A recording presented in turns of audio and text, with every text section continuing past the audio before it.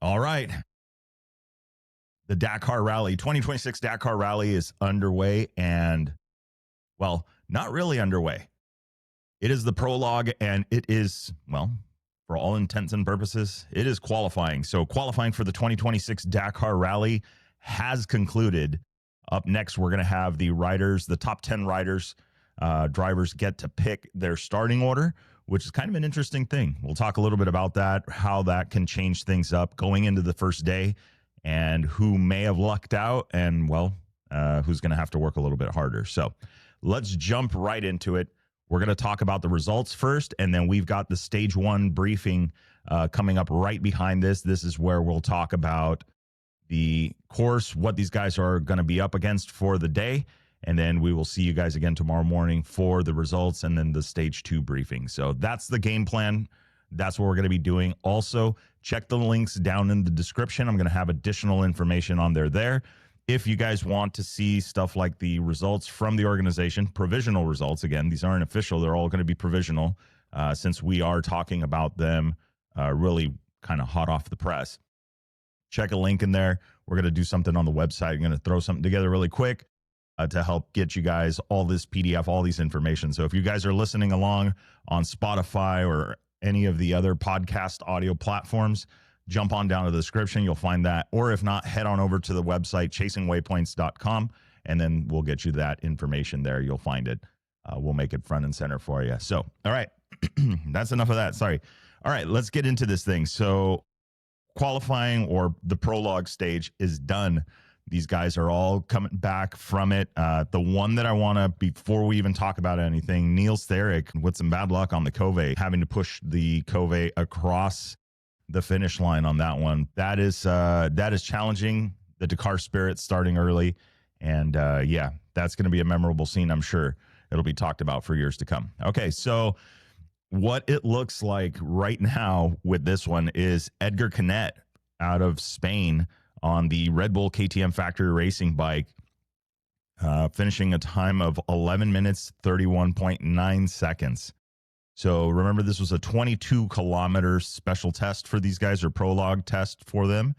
So a very, very short stage. It's just about getting the bike out there, putting in a time, and then getting to pick your starting order later. The top 10 get to pick their starting order, and then after that, it's as they finish time-wise. So Edgar Canet laying down a time of 11 minutes, 31 seconds, 31.9 seconds.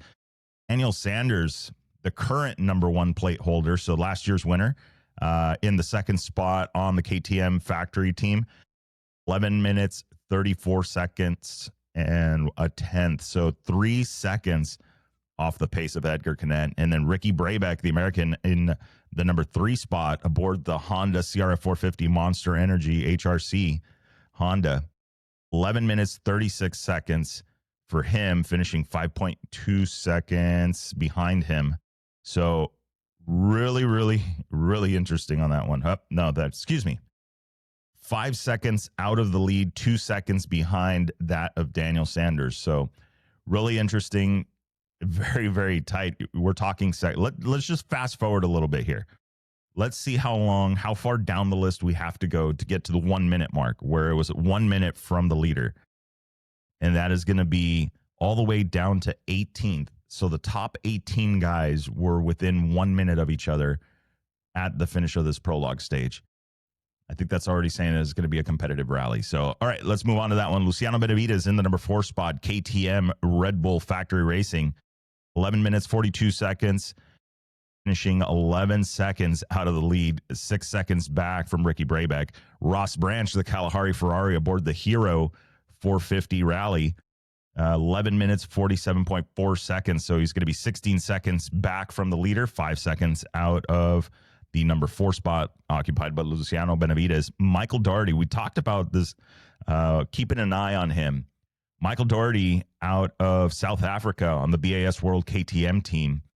He is the fastest Rally 2 competitor at the moment. Now, we talked about that in the previous show, is that you've got guys that are very, very fast in the Rally 2 category, and they're going to be mixing it up with the guys in the GP category. GP is basically the Rally Pro side of things, side of the house.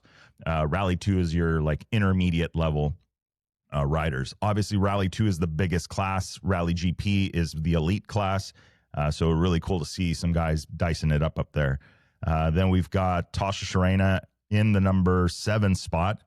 He is going to be aboard the Honda Monster Energy Honda HRC bike, finishing up 11 minutes, 54 seconds, and 23 seconds out of the lead. Going to be 4 seconds behind Michael Doherty. Adrian Van Beveren aboard the Honda as well. He is in the number 8 spot, 11:55 for him, 24 seconds out of the lead. Skylar Howes in the number 9 spot aboard the Monster Energy Honda HRC bike, 12 minutes and 3 seconds back, or 12 minutes and 3 seconds for his time. 12 minutes, 3 seconds time there, and finishing 32 seconds back. Martin Micek rounding out the top 10 on the Hoto rally bike. You're at 12 minutes, 15 seconds for a 44-second deficit to the leader. That is your top 10 for this. So top 10 a little bit later are going to get to pick their starting order for tomorrow. If you are Edgar Canet, you were probably going to pick somewhere near the bottom of that. You're going to want to send out as many guys in front of you, have them experiment on the stage, maybe find those tricky notes first and hopefully figure it out, leave some tracks for you to be able to continue on. So this is going to be interesting because you've got all of the fast guys up there. They're going to be looking for it. So Skylar Howes and Martin Micek being at the bottom of that list are likely going to be the first ones off the line for tomorrow. We'll see how they shake loose. We've seen it before. We had Mason winning a stage and getting to pick the starting order and choosing to go first, which is not something normal. So I shouldn't say it's not something normal. There's the side commentary on that is each rider plays to their strengths, obviously, and what they feel more comfortable doing. And yeah, the smart money is, well, let people go first, let them make the mistakes. But if you have a lot of confidence in your navigation ability, if you feel like you're on and you're locked in with this, with the road books and you're feeling really good about it, sometimes opening isn't the worst thing. And then when they have things like bonus time where the leader can actually get awarded bonus time for leading up to a certain point in the stage, it takes some of that pressure off of it. It's kind of a double-edged sword. You could have a really good day or you could be the first at a really tricky note and the guy behind you just so happens to figure it out and you just lost time to it. So as you can see with the top 18 being 1 minute apart, if this continues and drags on into the stage, this could be it could mean that those few seconds, not finding a note, not finding a waypoint, getting confused, whatever it is, could move you right down the ladder as far as the results go. But then again, they're also racing 8,000 kilometers total between liaisons and special stages. So plenty of room for negotiation there, I guess you could say. All right, so let's move further down the list here. That was your top 10. Let's take a look at the U.S. riders here. Preston Campbell out of the U.S., Honda CRF 450, Monster Energy Honda. He is a Rally 2 competitor, currently sitting 4th in the class, 4th fastest, 12 minutes and 20 seconds. He was just 49 seconds off the lead there. Then you've got Bradley Cox out of South Africa, another guy we were talking about, keeping an eye on. He's aboard the Sherco Rally team or rally team bike there, and he is 12 minutes 23 seconds, finishing 52 seconds back. And then you've got Mason Klein just out of that top 18, sitting in the number 19 spot on the Hoto Rally, 12 minute 33 seconds, so 1 minute and 2 seconds off the pace of the Prologue winner Edgar Canet. Then you've got Nacho Cornejo out of Chile. He is in the number 20 spot, Hero 450 Rally, finishing up 12 minutes 36 seconds back, or 12 minutes 36 seconds stage time, and you've got 1 minute and 5 seconds out of that lead. So really interesting to see how close these guys are going to be. Let's take a look down the list here. I kind of highlighted the guys, and again, I'll have this listed for you guys. We'll do something on the website to make it a little bit easier, get you guys some of this information that we're looking at here. Okay, and then Kraus in the number 32 spot. So his first Dakar in the Rally 2 category, BAS World KTM team, finishing 13 minutes 3 seconds and 1 minute and 32 seconds out of the top spot. But again, not bad. All these times they go away. They may do something. I haven't heard about it yet. If they're going to do anything where they'll multiply it or add it to a stage time in either stage 1 or 2, something along those lines. I've seen it before in other rallies where, or even in the Dakar, where they will add time. They will do a multiplier to prevent people from sandbagging in these first stages. So really important on that one. If you think about it, if you had a poor performance as a top rider and ended up at the bottom of the list, you would have 100 and something bikes ahead of you. Knowing that this time doesn't count to the day, to your stage 1 time or to the rally time, you could technically get an advantage because you would have 100 bikes that already figured it out ahead of you. You could ride at a pace that was much faster, much easier navigation on stage 1, and that could technically yield a very big advantage. So I know the Dakar's played games with this before where they're adding time, multiplying time, and then adding it to the rally time. We'll see if they're going to be doing something like that. I haven't seen it yet in the documents that I've reviewed, but you know, we'll see what they say about it. Okay, so let's take a look further down the list. Got a lot of riders going on here. Nathan Rafferty finishing 94th overall on this stage, 16 minutes and 36 seconds. We got to be 5 minutes and 5 seconds off the pace of Edgar Canet, the stage or the prologue winner. Then from there, taking a look further down the line, let's see. Yeah, we got Niels Therick finishing 115th. Looks like they gave him a maximum stage time, 2 hours, 55 minutes on that one. And then let's see. Yeah, that is our bike, guys. If you guys want to see the complete results, remember, I'll have them up on the website for you guys to check them out. Whoop. All right, let's jump over. That was FIM, so those are our motorcycles. Let's jump over to the cars. We'll take a quick look down the line here. That's what we got. And yes, I am reading from the paper. That's why I'm not looking at you guys. But if you guys are listening audio, you wouldn't know that anyway, other than hearing the paper flutter around here. So, okay, Ford Racing coming out of the box, well, swinging, 10 minutes and 48 seconds. Look at that.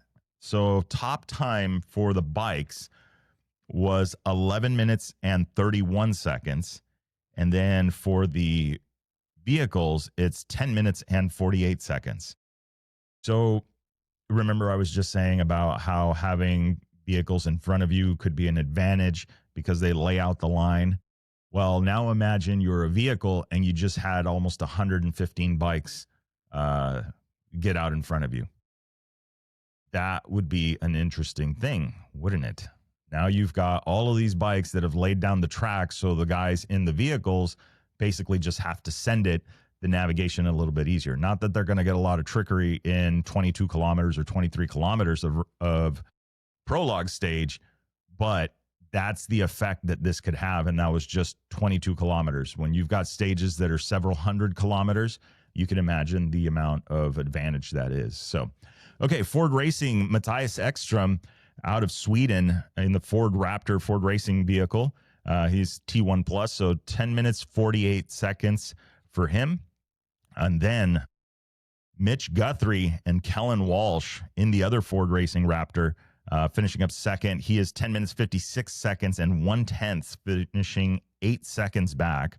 Then you've got Guillaume de Mavis out of Belgium with Matthew Baumel, his French co-writer there in the JCW Rally. That is a Mini. Very nice. I'm a kind of I used to have a Mini, and so I'm kind of a fan of the Minis. Finishing up third there, 10 minutes, 56 seconds and 3/10. There's another, oh, wow, right on top of each other. You're talking about 2/10 of a second between second and third. That's nothing. Let's see here. Then we've got in the number 3, that was Guillaume. Then you got on the Dacia team in the number 4, Nasser Al-Attiyah out of Qatar with Fabien Leclerc out of Belgium in the Dacia Sandrider. You've got 10 minutes, 56 seconds and 6/10. right on top. So you're talking about 2, 3, and 4 literally within the same second of each other. You've got 2/10 between the first two, and then you've got 3/10 between 2 and 3, or 3 and 4, sorry. So very, very short order there. Then in the number 5 spot, Toyota Gazoo Racing, in the Toyota Hilux, you've got Seth Quintero and Andrew Short finishing up 11 minutes, 2 seconds, and 2/10, a 14-second deficit to the top spot there. 6 seconds back out of that number 4 spot by Nasser Al-Attiyah. So very nice there, right in the middle of the field, right in the middle of that top 10. If they're going to be doing the same thing where they allow them to pick their starting position, that's a pretty good position to start in. He's going to have 3 fast guys or 4 fast guys in front of him, and then we'll be right there as well. And that could be, you've got Yazid Al-Raji in the number 6 spot in the Toyota Hilux Overdrive Racing, 11 minutes, 2 seconds, and 4/10. He is right on the same second with Seth Quintero in the number 6 spot, 14 seconds out of the lead there.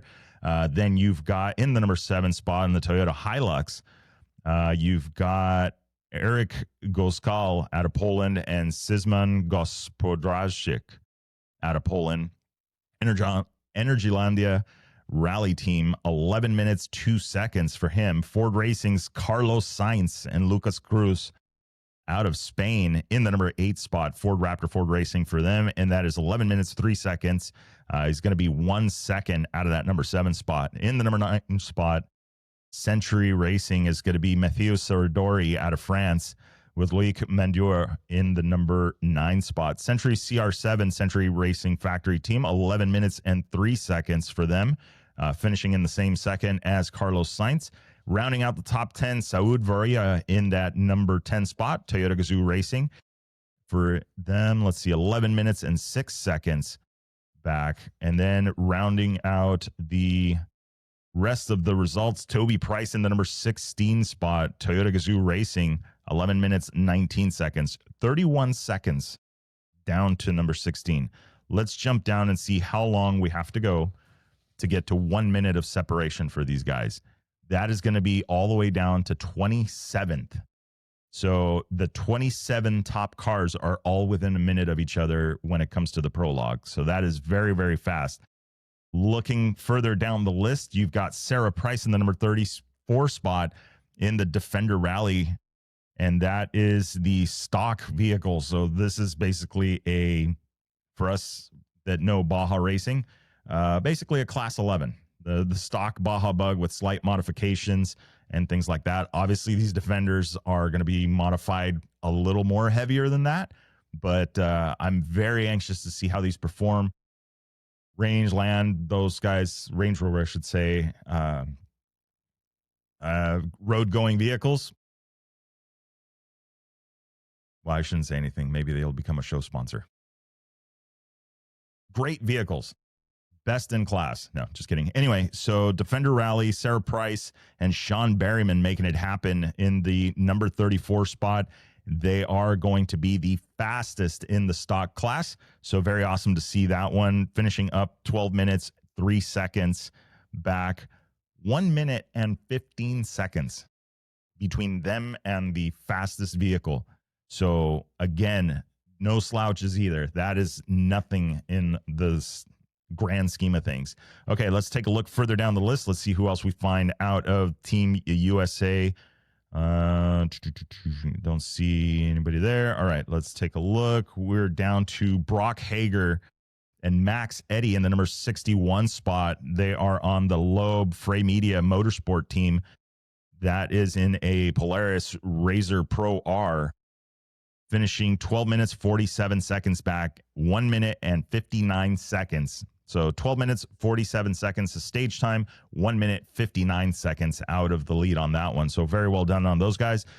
They were down recently training down in the Sonora area, also getting their kilometers in, making sure they're tuned up and ready to go for this event because, well, there's going to be a little bit of sand. Okay, fast forward, going through the list. It is a long list for these guys, and then you start getting into the trucks that are dropping in 3 names because they've got 3 guys in there. Imagine having a vehicle so big that you need 2 navigators, and it takes all 3, the driver and the 2 navigators, just to get the tire change done. pretty gnarly. All right, jumping down 181 and 40th in class, Lawrence Janicki out of the U.S. with Dennis Murphy out of South Africa as his navigator on the South Racing team. 18 minutes, 31 seconds for them, finishing 7 minutes and 43 seconds out of that top spot. So not bad at all. Again, in the grand scheme of things, this is going to go away, but it is a little bit of a preview of what to expect maybe in stage one. We will see. Again, so this will be, like I said, I will get a page going. We'll get it up on the website for you guys to be able to check it out. I'll do a little bit of a rally command center or something along those lines. We'll see. We're going to get creative today. We got a long way to go. We got 2 weeks of this coming up. So I'm curious to see how this develops into stage one. This is going to be interesting. So I will definitely be keeping track of all of these guys that are trying to, this gets difficult. I'm starting to think like, okay, who's going to try and push early on into the rally? You've got 2 marathon stages this time around. Then you've got, obviously it's the one rest day. Do you do good all the way up, push hard into that rest day, and then after that, turn it down? Or basically how it's been in the past, you just survive to the rest day in Riyadh this time around, and then push all the way to the finish? At what point, especially having a marathon in between and then having a marathon on the second half of this as well. So really interesting. I'm interested to see how this shakes down or shakes loose or shakes out or whichever way shake and whatever's going on over there. So let's take a look. That is the results and what happened. Again, this is going to go away. It may count into the next stage. As far as timing goes, we'll see how they do that. I'll try and find out a little bit more, but it's time. Let's take a look at stage one. Stage one coming up should be in a few hours. Right now, it is currently 7:23 p.m. If you are on the West Coast, right now it is 8:23 a.m. here in San Diego. With them being on Saudi time, there again 7:23 p.m. So these guys are getting ready to call it a day. Maybe the final checks, the final things, setting up, maybe getting some rest. It's time to get some shut-eye because it is going to be a day tomorrow. So let's take a look. I'm going to load, actually, let's go back here. We'll get you guys on screen. We're going to show you the stage one map and timing. We'll take a look at this here. So let's see. First bike at first start. So we'll start at the bottom left corner of this. First bike from the bivouac is going to be at 5:50 a.m. First vehicle will be leaving at 8:35 a.m. And then the first vehicle or first bike off the line at the DSS, Depart Special Stage or Selective Section, is going to be at 7:30 a.m. And then the first vehicle will be leaving at 10:15 a.m. So really awesome to see. Something that's cool to know about this is, if you think about it, is a half hour before these stages start, the decision, if you are in the bivouac for the Dakar, as far as the organization goes, you have to be operational an hour before the first bike is set to leave the bivouac. And then the decision to start the rally, to start the day stage, happens before 30 minutes before the start of the first vehicle or bike. So really cool to see how they coordinate everything, they time everything, they have a deadline to make a change. Of course, there could be that emergency situation where they decide to postpone the start after that 30-minute buffer, but for the most part, that's when those decisions come. Does everything look like it's ready to go? Yeah. All right, we have a green light for a stage start. So really, really awesome to be working in that. And again, this is a couple of years ago where I got to witness this stuff firsthand and assist with the organization in basically that W2RC round. So really, really awesome experience just right here in our local-ish deserts of Sonora. So, all right, let's jump into it. What do we got for tomorrow? Sunrise is going to be at 7:13 a.m., 17:52 for the sunset. We are on the top left looking at the stage composition. asphalt 0%, dirt track 62%, 16% sand, 4% dunes, 18% stone track. So we got gravel and dirt track, and we've got some really fast guys on bikes. I don't think this stage with such little dune sections is going to favor any of the guys that are really good dune riders for this particular stage. So you can see they have the DSS, Depart Selective Section. Everybody's starting in the same. And then we have check 1 at 28 kilometers. You've got the Dakar Classic cutoff at 107 kilometers.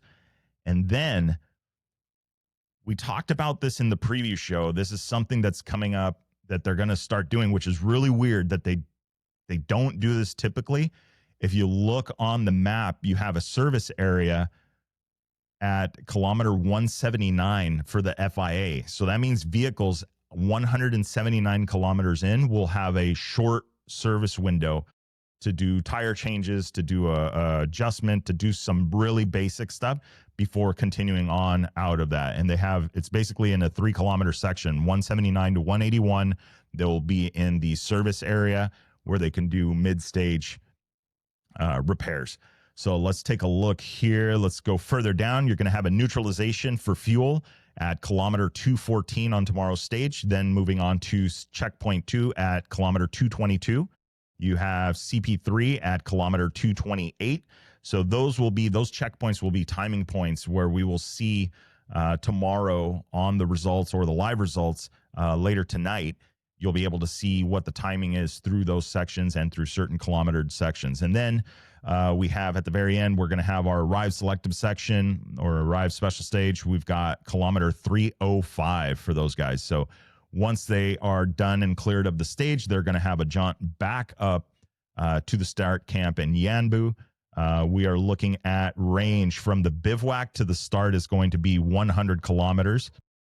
Then from the start to the neutralization, you're going to be at 214 kilometers. And then and that neutralization is where those guys will get gas. Then you've got 91 kilometers to the arrive selective section from there. And then you've got another 119 kilometers before you make it back to the bivouac, looking at a total of 210 kilometers in fuel range. So very, very interesting. Not a long stage total stage sections. We're looking at 524 kilometers, and that's not bad. So 5 times 60, just over 300-ish miles for the day. So not horribly long, as we've got a 900-kilometer monster stage coming up, but also not a short stage. So it'll be interesting to see how the starting order shakes out. We're going to get the starting order here a little bit later today, and then we'll look forward to what these guys got going on tonight. But very interested to see how this shakes down. Anyway, okay, so that is the stage preview. Let's take a look at this going on here. Is Zero the dog says he says you've been rambling for too long. So, all right, let's take a look here. They are expecting the first vehicles.